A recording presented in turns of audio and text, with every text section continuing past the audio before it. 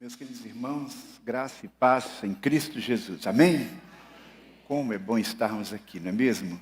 Cada vez que a gente escuta uma canção tão linda quanto essa que nós acabamos de ouvir, a gente sente mais de perto a presença de Deus, o amor dele por nós. E é muito bom estar aqui nesse lugar, especialmente reservado para a nossa edificação espiritual, para a comunhão com os irmãos, nesse momento do culto. A mensagem desta noite é a continuação da mensagem que eu trouxe no domingo passado, neste horário.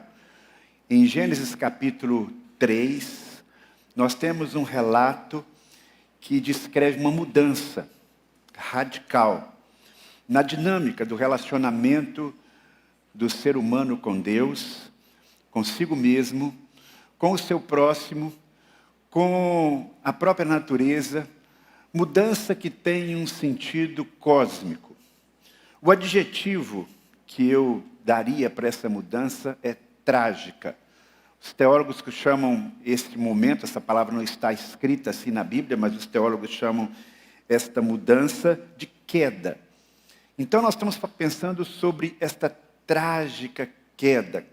No domingo passado nós falamos sobre o processo, ou seja, o que levou o primeiro casal a ser enganado. Que fatores contribuíram? E relembrando aquilo que falamos, o erro que eles cometeram, muitas vezes nós também cometemos hoje. Eles caíram e nós caímos, porque nós não vemos Deus como Deus realmente é. Não acreditamos na veracidade da palavra de Deus, tantas vezes. Não acreditamos na bondade de Deus. E nem aceitamos a alteridade, ou seja, a superioridade de Deus. Foi sobre isso que falamos no domingo passado. E quando agimos assim, nós também caímos. Nós não nos contentamos em ser o que Deus planejou que fôssemos. Então, esta visão inadequada de quem é Deus e esta visão acerca de nós mesmos, ou este desejo de ser como Deus, naquilo que Deus não planejou que fôssemos, é que nos leva à queda. Hoje nós vamos começar a analisar as trágicas consequências desta queda. Então nós vamos continuar na leitura do texto sagrado, agora em Gênesis capítulo 3, do versículo 7 ao versículo 13. Gênesis 3, de 7 a 13, você pode acompanhar o texto na sua Bíblia, ou, se preferir, aqui na tela. Nesse texto da palavra de Deus, nós lemos o seguinte, Gênesis 3, versículo 7. Os olhos dos dois se abriram e perceberam que estavam nus. Então juntaram folhas de figueira para cobrir-se. Ouvindo o homem e a sua mulher os passos do Senhor que andava pelo jardim, quando soprava a brisa do dia, esconderam-se da presença do Senhor entre as árvores do jardim. Mas o Senhor Deus chamou o homem perguntando, onde está você? E ele respondeu, ouvi os teus passos no jardim e fiquei com medo, porque estava nu. Por isso me escondi. Deus perguntou, quem lhe disse que você estava nu? Você comeu do fruto da árvore da qual lhe proibi comer? Disse o homem, foi a mulher que me deste por companheira, que me deu do fruto da árvore e eu comi. O Senhor Deus perguntou então à mulher, que foi que você fez? Respondeu a mulher, a serpente me enganou e eu comi. Bem, depois desse texto eu não tenho como pedir os irmãos para falarem amém, não é? Porque na verdade é um texto que descreve uma página triste da história da humanidade.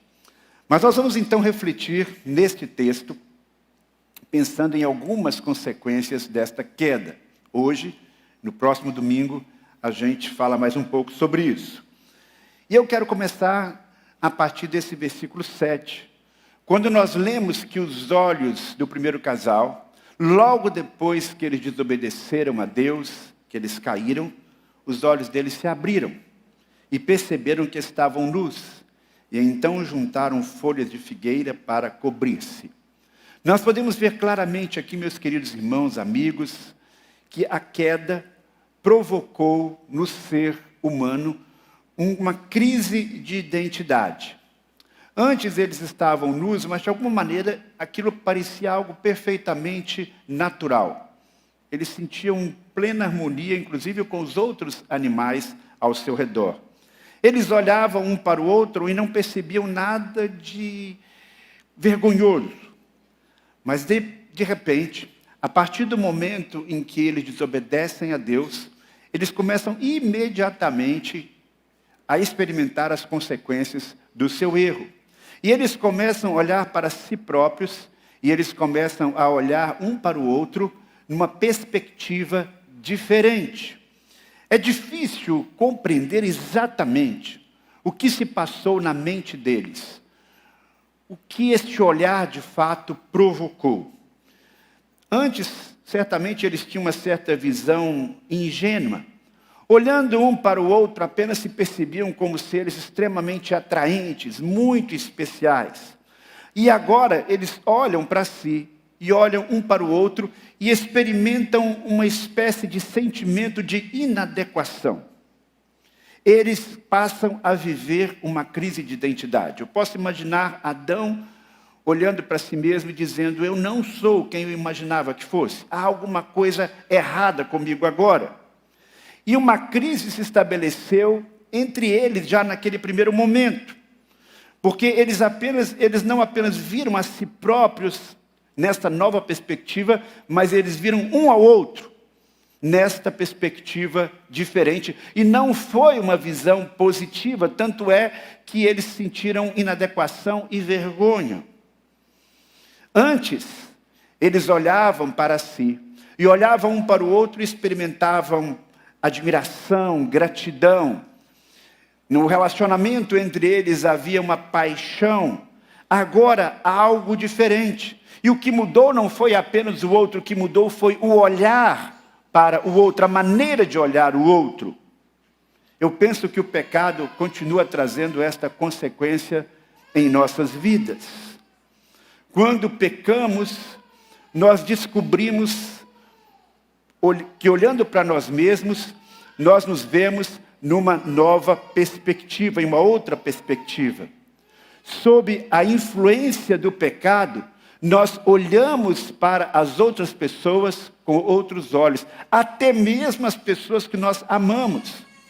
Quando nós estamos vivendo uma crise, nós olhamos para o outro nessa perspectiva que não é a perspectiva de Deus. Por conta da influência do pecado, nós começamos a olhar alguém de uma maneira, mas depois, com o passar do tempo, nós começamos a olhar para aquela mesma pessoa com um olhar diferente. É isso que acontece muitas vezes no casamento, por exemplo, quando estamos naquela fase do noivado, nos primeiros meses, ou quem sabe até nos primeiros anos de casados, há um encantamento. Mas depois, isto muitas vezes se perde. E se perde por causa de um pecado que vai se instalando na nossa vida, no nosso coração. Quem sou eu? Esta é uma pergunta extremamente importante. E eu imagino que esta foi a pergunta que o primeiro casal se fez diante daquela nova realidade. Quando nós vamos crescendo, nós vamos nos perguntando quem nós somos, e pode ser que com o passar do tempo, a gente não fique tão feliz com aquilo que nós vamos descobrindo. Quando ainda estamos na idade da infância, na idade da inocência, nós muitas vezes nos alegramos com o que somos, não temos uma grande crise de identidade. Mas à medida que vamos adquirindo um conhecimento maior, os nossos olhos parecem que vão se abrindo e vamos nos comparando com outras pessoas e vamos olhando para os outros com um olhar diferente. Às vezes até mesmo a maneira como nós olhamos os nossos pais, que antes admirávamos tanto, agora isso não mais acontece. Por quê? Creio que a influência do pecado na nossa vida. Esta é uma consequência, sem dúvida, do pecado original. Como é que você tem olhado as pessoas ao seu redor? Como é que você olha para si mesmo? Que tipo de sentimentos predominam no seu coração? Você é uma pessoa que frequentemente se sente confusa acerca da sua própria identidade? Você é alguém que tem vergonha de si mesmo? E eu não falo de ter uma vergonha simplesmente olhando para o espelho, muitas vezes se sentindo inadequado com aquela imagem, mas se você pudesse olhar para o seu próprio coração, para o que está lá dentro, como é que você se vê? Dependendo da maneira como você se vê, certamente está havendo aí um olhar contaminado pelo pecado. Um olhar que não é o olhar de Deus para a sua vida. Mas há uma outra consequência muito clara na queda. Na queda, o relacionamento com Deus é rompido. São diversos relacionamentos que são rompidos a partir da queda. Mas o primeiro que aparece aqui no texto é o relacionamento com Deus. O texto nos informa que antes o Senhor andava pelo jardim quando soprava a brisa do dia. Ou seja, após um dia de trabalho, o Senhor Deus, como de costume, chegava e passeava ali no jardim com o primeiro casal. Era um passeio ao pôr do sol, um passeio no final do nosso dia, na maneira como nós compreendemos o dia, mas na verdade na concepção judaica era um passeio no começo de um novo dia. Porque você deve saber que no cronograma, na agenda, no calendário judaico, o dia não começa à meia-noite, como nós costumamos, ou então ao amanhecer, mas exatamente na virada. Às 18 horas, quando o sol se põe, ali começa então um novo dia. Então, havia um momento de comunhão com Deus exatamente nesta virada. No final do dia e no começo de um novo dia. Eles começavam o dia na presença do Senhor, em plena comunhão com Deus. Que grande privilégio. Mas logo depois da queda, quando eles percebem que Deus se aproxima, não há mais aquela mesma expectativa, aquele mesmo entusiasmo com o encontro.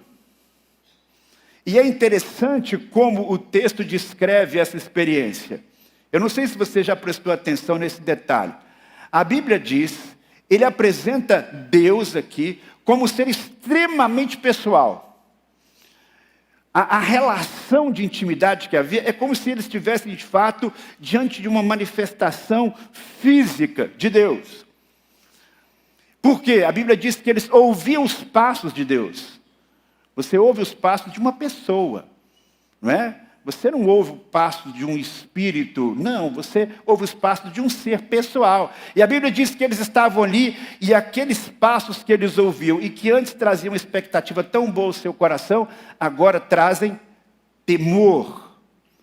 E quando Deus se aproxima, eles fogem. Eles procuram algumas árvores mais frondosas, certamente, para ali se esconderem. Porque eles percebem que havia algo agora de diferente no relacionamento entre eles. Todo o senso de desorientação do ser humano se origina desta alienação, desta separação de Deus. O profeta Isaías fala: as suas maldades separam vocês do seu Deus, os seus pecados esconderam de vocês o rosto dele. E esta quebra de comunhão com Deus traz naturalmente dois sentimentos completamente novos para o primeiro casal. O sentimento de medo e o sentimento de solidão. Os passos que antes prenunciavam um encontro maravilhoso, aquela expectativa feliz que eles tinham anteriormente, agora mudam completamente. Eles têm medo, eles têm vergonha. E eles tentam fugir da presença de Deus como se isso fosse algo possível. É interessante que o ser humano tem um sentimento paradoxal em relação a Deus. Ele anseia por Deus, mas muitas vezes ele foge de Deus. Dependendo da sua condição existencial, muitas vezes ele não se sente digno de se aproximar do eterno. Ele não busca a Deus porque no fundo do seu coração ele reconhece as suas falhas, os seus pecados, e ele tem medo de um confronto com Deus. Assim aconteceu com o primeiro casal. A alegria da comunhão se esvaiu E o sentimento que veio foi um sentimento que, inclusive, perpetua-se na história da humanidade, na história das religiões. Há muitas religiões em que o que prevalece no relacionamento da criatura com o seu Deus é o medo. Medo da presença de Deus, medo do castigo de Deus, medo da punição de Deus. Mas quem conhece a verdade do Evangelho sabe que a dinâmica do nosso relacionamento com Deus não precisa e nem deve ter este motivo, esta premissa. E as pessoas fogem de Deus porque muitas vezes elas têm um sentimento de culpa aliado à vergonha, que é exatamente o sentimento que o primeiro casal tinha. O sentimento de culpa traz no coração do ser humano um dos maiores tormentos. E muitas são as coisas que o ser humano faz para libertar-se desse sentimento, muitas vezes de forma completamente vã, porque aquilo que nos liberta da culpa verdadeiramente é a consciência do perdão de Deus. E aqui eu paro e pergunto, será que eu estou falando a alguém aqui, nesta noite, que na maior parte do tempo da sua vida se sente longe de Deus? Você sente que os seus pecados afastam você de Deus? Não somente os seus pecados, aqueles pecados cometidos conscientemente, mas você de alguma maneira sente que a sua condição existencial é de um pecador?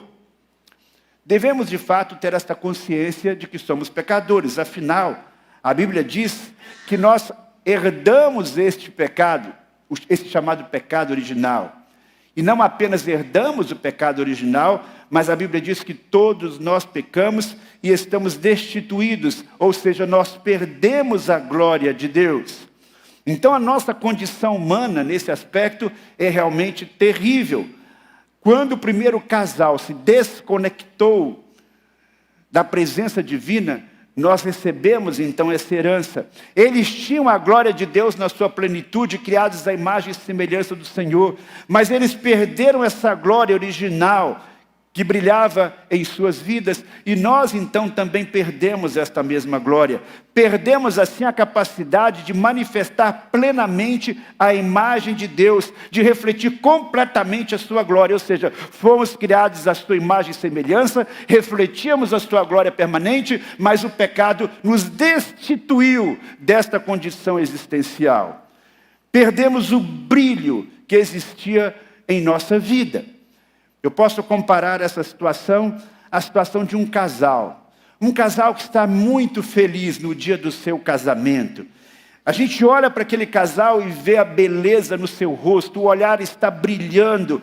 Há um semblante belíssimo, o noivo e a noiva, lindos, não apenas porque estão bem arrumados, mas porque o coração deles está explodindo de felicidade. Há uma comunhão muito grande entre eles. Pense nesta imagem, pense neste casal, esse noivo, esta noiva no dia do seu casamento, irradiando felicidade, irradiando glória, irradiando amor. Mas pense agora numa outra situação.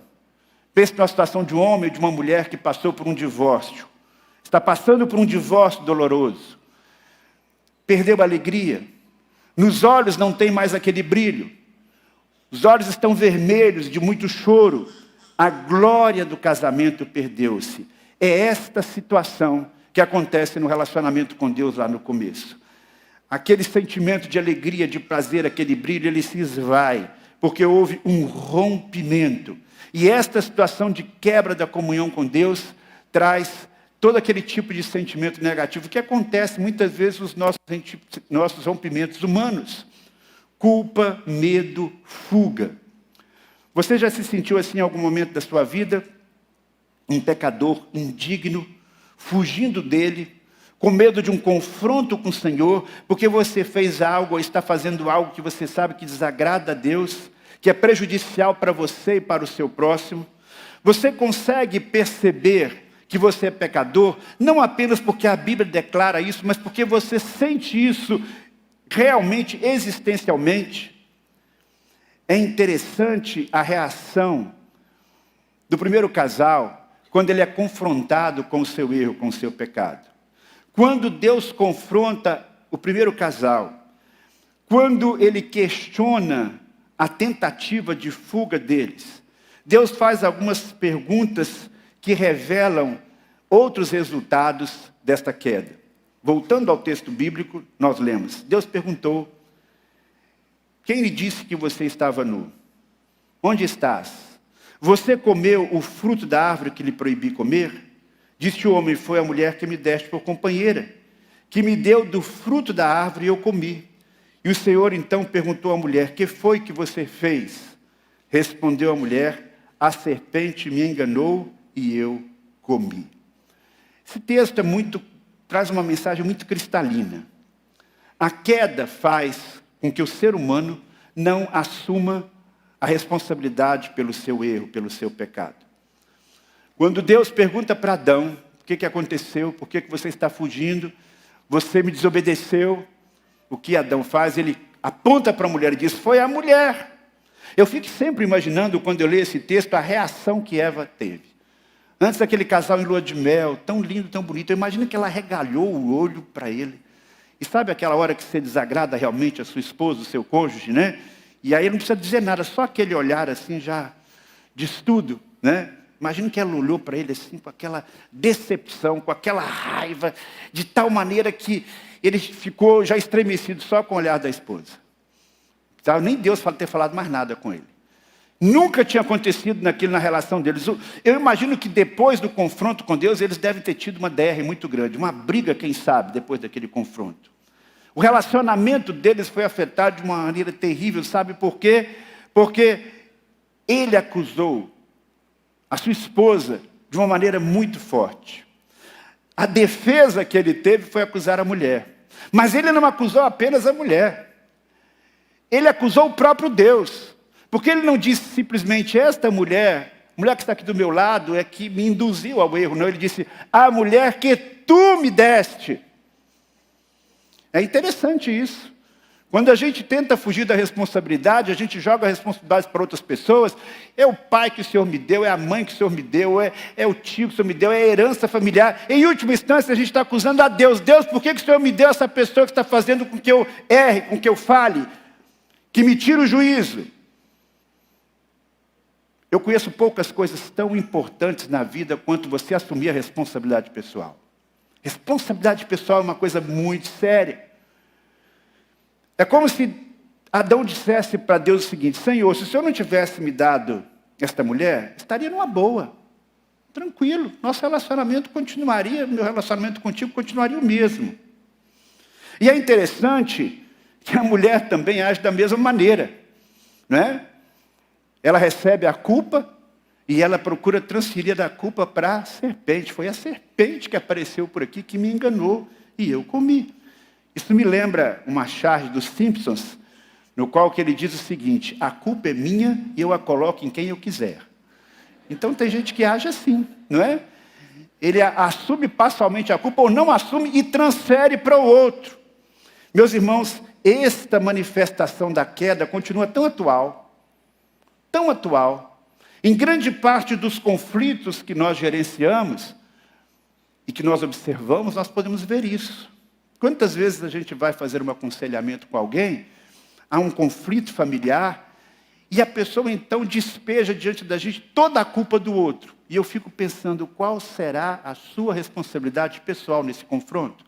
E às vezes a pessoa tem uma dificuldade muito grande de admitir os seus próprios erros, de admitir as suas falhas, de admitir os seus pecados, quando na verdade a única coisa que a gente tem ainda um certo controle é sobre a nossa própria vida, é a nossa responsabilidade pessoal. Eu fico imaginando se aquele primeiro casal, uma vez confrontado por Deus, se Adão tivesse dito: é verdade, Senhor, eu sou totalmente culpado. Se Eva não tivesse tentado transferir a sua responsabilidade para a serpente: Senhor, eu realmente falhei, eu peço perdão. Eu não sei qual seria a dimensão das consequências. Haveria uma consequência sim, porque o erro tinha sido cometido. Mas será que a pena teria sido tão dura?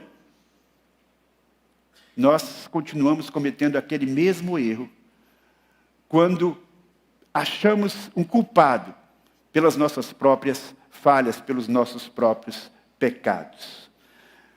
Mas nesse cenário tão trágico, nós encontramos, desde o começo, aquilo que eu chamaria de um lampejo, uma manifestação bonita da graça de Deus.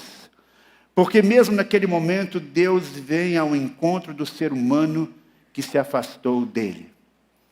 Deus podia ter agido diferente. Deus podia nem ter ido conversar com eles. Quando eles cometeram o erro, o céu podia ter ficado negro imediatamente, começasse a vir uma convulsão ao redor, e eles começassem a se sentir todos inadequados, e de repente Deus se calasse e não falasse mais nada com ele. Mas a primeira pergunta que nós vamos encontrar, na Bíblia inclusive, você sabia disso? A primeira pergunta que aparece no texto sagrado, em toda a Bíblia, é: onde você está? Deus chegando para o primeiro casal e perguntando para Adão: onde você está? O que Deus queria saber? Será que Deus não sabia qual era a árvore que escondia Adão e Eva? Claro que não. A busca que Deus está fazendo aqui, a pergunta que Deus está fazendo aqui, não é em busca de saber onde ele está fisicamente. Deus sabia onde eles estavam. Afinal de contas, Deus está em todo lugar. Talvez o primeiro casal não sabia aquilo que Davi vai falar tantos anos depois. Para onde eu poderia escapar do teu espírito?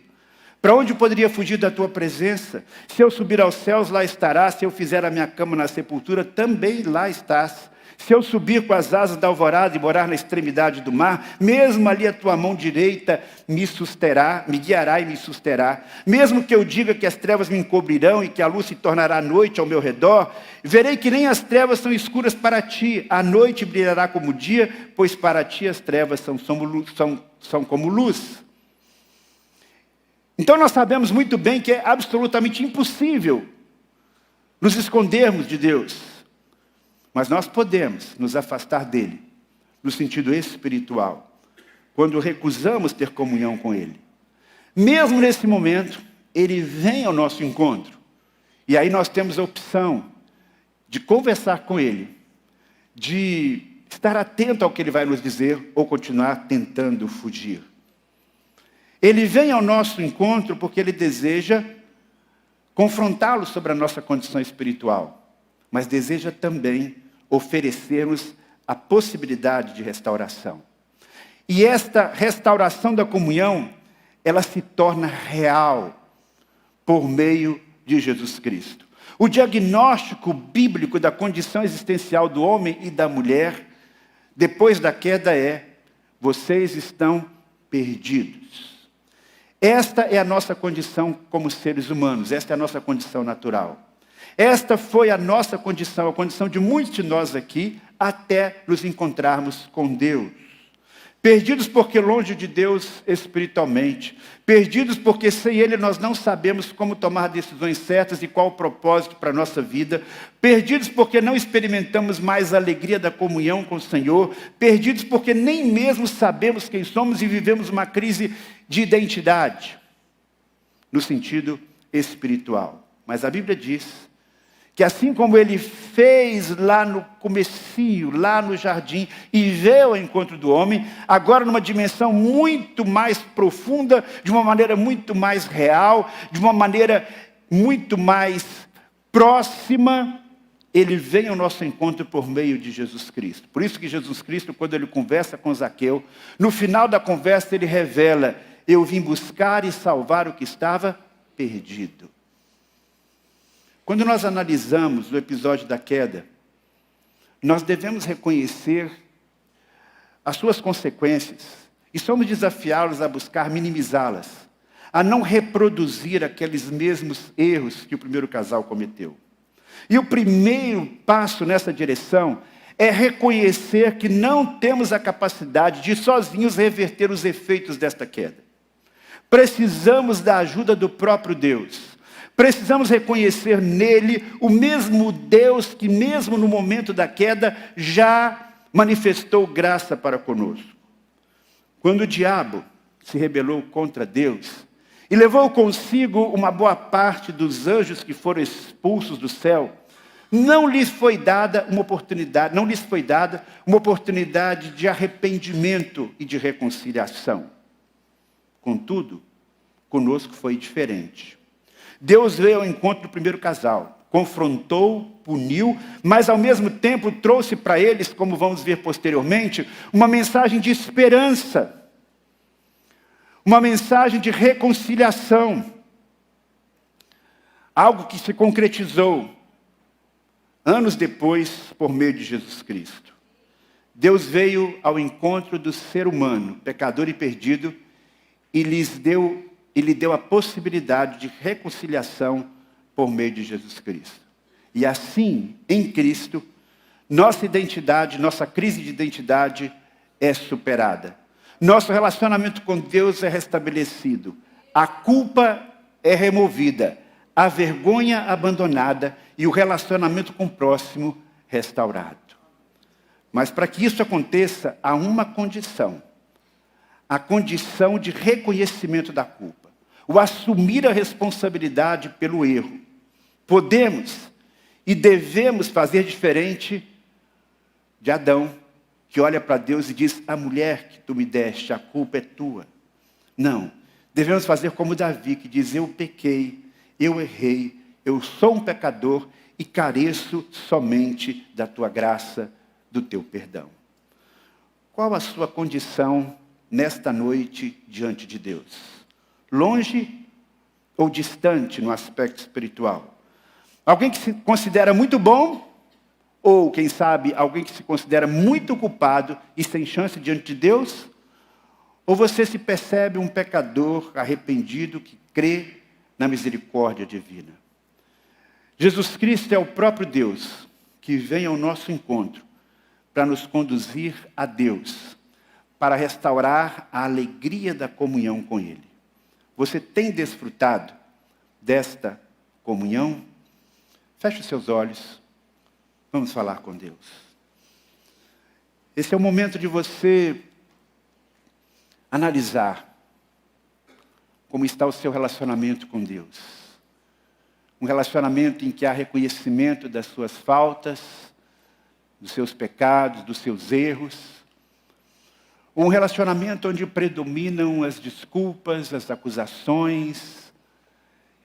E no fim das contas, você não consegue experimentar plenamente a alegria da comunhão com o Senhor.